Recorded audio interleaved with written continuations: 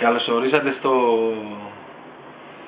στην παρουσίαση του Asus EPC 1000H από το Kepic. Λοιπόν, καταρχήν αυτό είναι ένα ψεύτικο ξεπακετάρισμα, γιατί το έχουμε βγάλει ήδη, το έχουμε ανοίξει, έχουμε στήσει διάφορα πράγματα. Απλά το ξαναμαζέψαμε λίγο για να φανεί πως είναι όταν το παίρνεις καινούργιο. Λοιπόν, αυτό είναι το κουτί. Τουλάχιστον όπως κυκλοφορεί στην Αγγλία, από όπου αγοράστηκε το συγκεκριμένο. Λοιπόν, εδώ φαίνεται ότι είναι η έκδοση στο μαύρο, Shine Black. Τι άλλο έχει το κουτί, εδώ λίγο να πάρουμε τα χαρακτηριστικά. Όπως βλέπετε είναι το μοντέλο 1000H, Fine Ebony που είναι το μαύρο χρώμα του, με XP. Η έκδοση H που έχει το δίσκο βγαίνει μόνο με XP, όχι έκδοση Linux.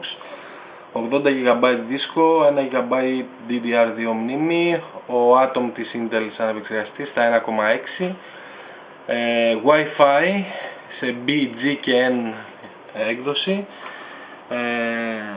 10% Ethernet, 1,3 MP κάμερα, webcam, Bluetooth υποστήριξη, και αναφέρει ότι έχει και sleeve μέσα, έχει μια θήκη, θα τη δείτε σε λίγο.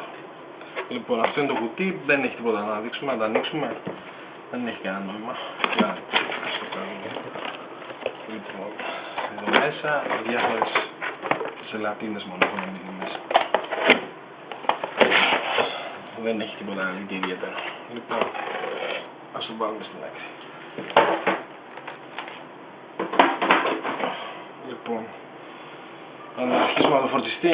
Ο φορτιστής μικρός σχετικά, πρακτικός, με velcro για να μαζεύει, η αγγλική μπρίζα, με ασφάλεια. Χρειάζεται αυτός ο αντάπτορας, δεν ήταν μέσα στο κουτί, χρειάζεται να το αγοράσει έξτρα, γιατί είναι για το αγγλικό μοντέλο, οπότε κάπως έτσι. Λοιπόν, από εδώ το manual, τίποτα ιδιαίτερο, δεν χρειάζεται κιόλας. Λοιπόν, αυτό είναι η άδεια για τα Microsoft Works που έρχονται προεγκατεστημένα. Εκτός από τα Works έχει και το Star Office της Sun Office. Λοιπόν, αυτή είναι η κάρτα εγγύησης, στην οποία μέσα αναφέρει τελευταία σελίδα ότι η εγγύηση ισχύει μόνο για τη χώρα στην οποία αγοράστηκε, οπότε είναι εγγύηση Αγγλίας για το συγκεκριμένο, δεν ισχύει στην Ελλάδα. Είναι 2 χρόνια εγγύηση. Λοιπόν, ένα CD είναι CD Recovery CD. Για να το χρησιμοποιήσει χρειάζεται κάποιος εξωτερικό USB drive για να το διαβάσει, γιατί φυσικά δεν έχει οπτικό οδηγό. Χρειάζεται μόνο για recovery και έχει κάποιους drivers μέσα, τους οποίους έτσι κι αλλιώς μπορεί να βρει κάποιος στο ίντερνετ. Αυτό είναι ένα πανάκι που δίνει μαζί Asus για να το καθαρίζει, γιατί πραγματικά μαζεύει πολύ δαχτυλιά και σκόνη. Η μπαταρία του θα τη βάλουμε σε λίγο. Εδώ πέρα είναι το sleeve, αυτό που έγραφε στο κουτί, είναι μια θήκη, απλή θήκη, δεν έχει τίποτα, έτσι κάποια μαξιλαράκια εδώ. Πιάνει πολύ σκόνη και αυτή είναι βελούδινη απ' έξω και είναι χάλια. Λοιπόν, λογικά όποιος το πάρει θα πάρει για μια τσάντα μεταφοράς, οπότε δεν θα το χρειαστεί αυτό. Λοιπόν, για να βγάλουμε, να το δείξουμε πρώτα. Λοιπόν, αυτό είναι το πράγμα για το οποίο μιλάμε, έτσι. Λοιπόν, βλέπετε ήδη τις δαχτυλιές να μαζεύονται όπως το πιάνω. Λοιπόν, εδώ πέρα λέει μια χαζομάρα ότι one day computing και καλά ότι πάει 7 ώρες η μπαταρία, θα πούμε αργότερα γι' αυτό. Λοιπόν, εδώ το βλέπετε χωρίς την μπαταρία του, έτσι, η άδεια το Windows εδώ. Αυτό εδώ το καπάκι, έτσι, βγαίνει και είναι από κάτω ο δίσκος και έχει εύκολη πρόσβαση στο δίσκο και στη μνήμη για να αναβαθμιστεί εύκολα. Λοιπόν, από το πλάι εδώ βλέπουμε την τροφοδοσία για το φορτιστή, VGA έξοδο, 2 USB θύρες, card reader για MMC και SD, είναι συμβατό και με high capacity SD για τις μεγάλες χωρητικότητες. Από την άλλη πλευρά μικρόφωνο και ακουστικά, άλλη μια USB θύρα, 3 στο σύνολο, Ethernet θύρα και κλειδαριά Kensington. Λοιπόν, τι άλλο, το πήραμε από παντού. Πίσω λείπει η μπαταρία προς το παρόν, να τα ανοίξουμε. Λοιπόν, η δεκάρα οθόνη, 1,3 MP κάμερα, φαίνεται πάνω. Τα μικρόφωνα είναι εδώ, έχει στερεοφωνικό μικρόφωνο. Το touchpad, σχετικά πρακτικό με τα κουμπιά από κάτω σε αντίθεση με τα άλλα netbook που τα έχουν αριστερά-δεξιά. Λίγο δύσκολα να πατηθούν αυτά. Εντάξει, κυρίως θα το χρησιμοποιήσετε με mouse. Το touchpad είναι σχετικά καλό. Λοιπόν, το πληκτρολόγιο μεγάλο θα δείτε ότι είναι το αγγλικό πληκτρολόγιο, έτσι. Φαίνεται ειδικά από το παπάκι εδώ. Τα εισαγωγικά στο 2. Λοιπόν, το πληκτρολόγιο είναι αρκετά καλό. Τα κουμπιά είναι μεγάλα, είναι πολύ βολικό, γράφει άνετα. Το πιο σπαστικό πράγμα στο πληκτρολόγιο είναι αυτό το shift εδώ, το οποίο είναι δίπλα στο βελάκι και δημιουργεί πολλά προβλήματα για όσους χρησιμοποιούν πολύ το shift αυτό, όπως εμένα. Θέλει λίγο συνήθεια. Λοιπόν, εδώ πάνω είναι το power και 4 custom κουμπιά. Αρκετά πρακτικά. Τα πρώτα δύο μάλλον δεν είναι και τα 4 custom. Το πρώτο είναι για να απενεργοποιεί την οθόνη και όταν το ξαναπατάς ενεργοποιείται. Το δεύτερο είναι για να αλλάζει on the fly ανάλυση στην οθόνη. Και το τρίτο και το τέταρτο είναι custom από προεγκατάσταση. Το τέταρτο είναι Skype νομίζω ξεκινάει και το τρίτο είναι για να αλλάζει σενάριο power saving, δηλαδή τα 4 modes που έχει για power saving να αλλάζει δυναμικά με το πάτημα ενός κουμπιού. Λοιπόν, αυτά, να βάλουμε την μπαταρία και να το ανοίξουμε.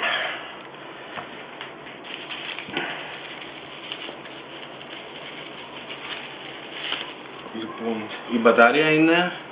η μπαταρία των 6cell 7,4V 6600 mAh, έτσι είναι η μεγάλη μπαταρία. Λοιπόν, μπαίνει εύκολα, κλειδώνει από εδώ.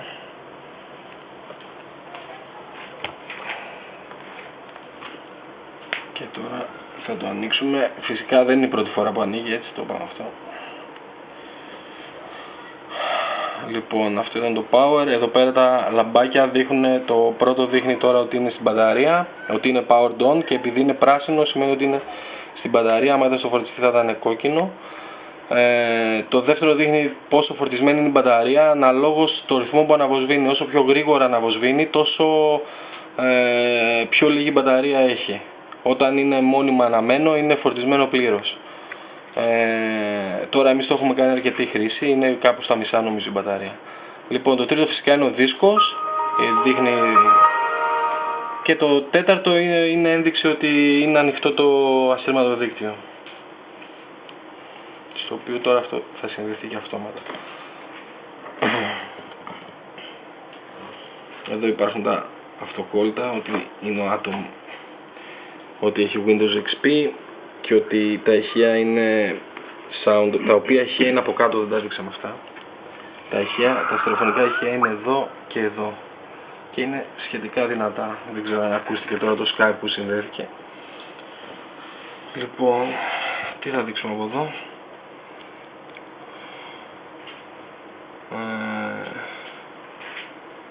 Τα προγράμματα, τα προεγκατεστημένα. Λοιπόν, το Bluetooth είναι off τώρα. Από εδώ έχει κάποια utility.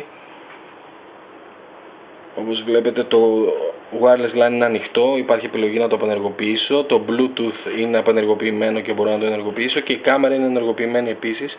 Η κάμερα είναι αρκετά καλή, δουλεύει καλά και σε σχετικά σκοτεινά περιβάλλοντα και είναι σχετικά καλούτσικη για webcam. Λοιπόν, όπως βλέπετε εδώ είναι αναλύσεις που μπορεί να αλλάξει on the fly, μπορεί να πάει 800x600, φαίνονται τα πράγματα λίγο άσχημα εκεί. Και έχει και αυτή την επιλογή 1468 για να είναι κάπως πιο στάνταρ η ανάλυση από τη 1400x600, η οποία έχει την επιλογή είτε να τη σκρολάρεις, γιατί φυσικά η οθόνη είναι στα 1400x600, είτε οπότε εξαφανίζεται κάτω η taskbar το Windows και πρέπει να σκρολάρεις πάνω κάτω με τα βελάκια, είτε να τη συμπιέσει, αλλά τότε τα πράγματα φαίνονται λίγο πατημένα, ξέρω εγώ, και τα γραφικά δεν είναι τόσο όμορφα. Λοιπόν, δεν βρίσκω το λόγο, 1024x600 είναι αρκετά καλή ανάλυση. Λοιπόν, τι να τρέξουμε τώρα, ας τρέξουμε ένα Firefox. Δεν ήταν προεργατισμένος φυσικά αυτό, Firefox 3. Αν είχε Linux όμως θα ήταν προεργατισμένο. Έτσι, λοιπόν, είδατε πόση ώρα πήρα να ανοίξω Firefox, βέβαια είναι και το Avast εδώ πέρα που καθυστερεί λίγο την κατάσταση. Δυστυχώς στα Windows πρέπει να έχουμε και antivirus για να επισκεφτούμε τώρα τη σελίδα μας.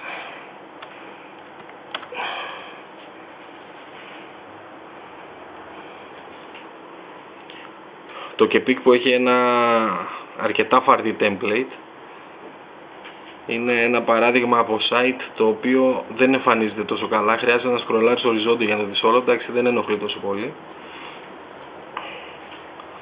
Λοιπόν, φόρτωση σελίδα.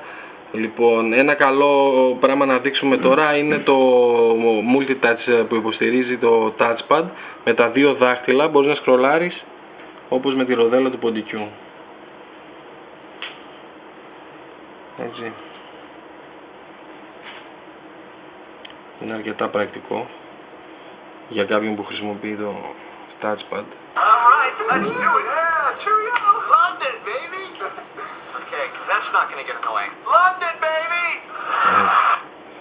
Και το flash που είναι ένας από τους βασικούς λόγους για να μην βάλει κάποιος Linux σε αυτά τα μηχανήματα. Έτσι, γιατί... Λοιπόν, τι άλλο να επισκεφτούμε, τι άλλο να δούμε. Λοιπόν, τι έχει μέσα. Λοιπόν, το start menu δεν το έχω πειράξει ιδιαίτερα εκτός από τα έξτρα που έχω προσθέσει εγώ. Asus update. Νομίζω έχει βγει και όλος ένα update για τον BIOS, το οποίο δεν το έχω κάνει ακόμη. Κακός. Λοιπόν, τα works. Driver για το wireless. Το Skype ήταν προεγκατεστημένο. Star Office 8 προεγκατεστημένο. Να ανοίξουμε το writer να δούμε και πόση ώρα κάνει. Αν και δεν έχω βάλει το Quick Start που βελτιώνει την ταχύτητα που ανοίγει.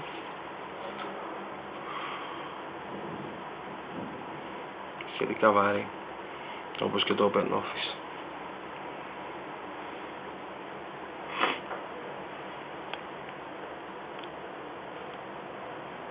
Είναι και ο Firefox από πίσω, τέντωσε τη μηχανή. Λοιπόν, άνοιξε λοιπόν. Και χαζομάρες Google μέσα στο Star Office. Λοιπόν,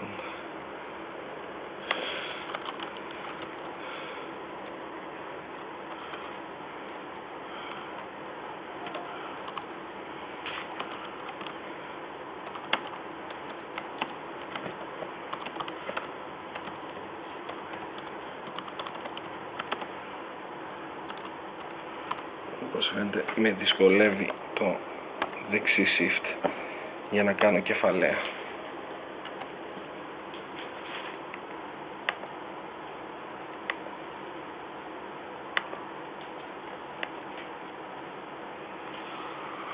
Λοιπόν, αυτά. Λοιπόν, σας αφήνουμε προς το παρόν. Αν σκεφτούμε κάτι άλλο που θα χρειαστεί σε ένα επόμενο βίντεο, ίσως να δείξουμε ένα βίντεο να παίζει. Ναι. Ναι, και να πούμε και τι αυτονομία έχει πέρυσι. Ναι, για την μπαταρία δεν μιλήσαμε. Λοιπόν, η αυτονομία του μηχανήματος φυσικά εξαρτάται από το αν είναι ανοιχτό, κυρίως ας πούμε οι κύριοι παράγοντες είναι αν έχεις ανοιχτό το Bluetooth, αν έχεις ανοιχτό το Wi-Fi, το brightness της οθόνης, σε τι επίπεδο, το οποίο brightness ρυθμίζεται με το function και τα F11 F12. Τώρα ήταν τέρμα αυτή τη στιγμή. Έχει αρκετά επίπεδα. Όχι, το volume πειράζω τώρα. Ναι, ωραία. Είναι στο F5 F6. Λοιπόν, αυτό είναι το χαμηλότερο και δεν είναι πολύ πρακτικό να δουλέψει εδώ, αλλά νομίζω ότι από αυτό το επίπεδο και πάνω είναι αρκετά καλό. Λοιπόν, από εδώ είπαμε ότι μπορείς να πενεργοποιήσεις αυτά που τρώνε μπαταρία, Bluetooth, Wi-Fi, κάμερα και οθόνη. Επίσης, αν έχεις κάποιο εξωτερικό ποντίκι μπορεί να σου τρώει ή κάποιο εξωτερικό δίσκο, οποιαδήποτε εξωτερική συσκευή. Στη δική μου εμπειρία των μερικών ημερών, το μηχάνημα δεν πέφτει με τίποτα κάτω από 4 ώρες. Η Asus μπορεί να λέει για 7 ώρες και κάποια review, δεν ξέρω, στο ίντερνετ ότι το έχουν φτάσει μέχρι 8 ώρες. Αυτά τα βρίσκω λίγο, δεν ξέρω τι χρήση κάνει και το φτάσει τόσο πολύ. Με ένα λογικό νούμερο είναι γύρω στις 4,5 ώρες. Με βαριά χρήση 4, ας πούμε, κάπως έτσι. Λοιπόν, με την 6 μπαταρία. Για να δούμε ένα βίντεο. Λοιπόν, από το My Computer. Ο δίσκος 80 είναι χωρισμένος σε 2 partition, 40. Downloads. Εδώ η παρανομία.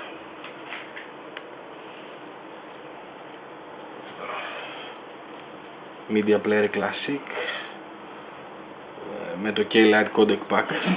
Έτσι, το βίντεο είναι DivX και παίζει από Xvid. Και παίζει με το FFD Show, όπως φαίνεται από το ίδιο κάτω. Γιατί δεν έβαλες QuickTime? Το ανέκδοτο της ημέρας.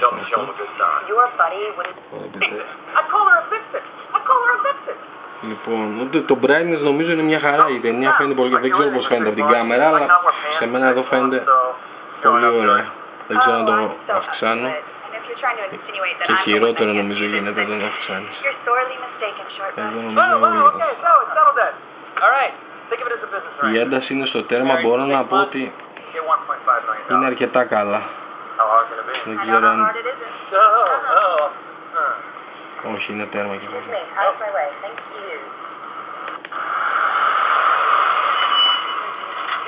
Λοιπόν, αυτά λοιπόν. Αν χρειαστεί κάτι άλλο να πούμε, θα το πούμε σε επόμενο βίντεο. Ελπίζουμε θα πούμε και αν πώς παίζει τα high definition, 720 και 1080, να δούμε αν τα παίζει και πώς τα παίζει. Ναι, ωραία. Σε δεύτερο βίντεο. Οκ, λοιπόν, ελπίζουμε να το βρήκατε βοηθητικό. Τα λέμε.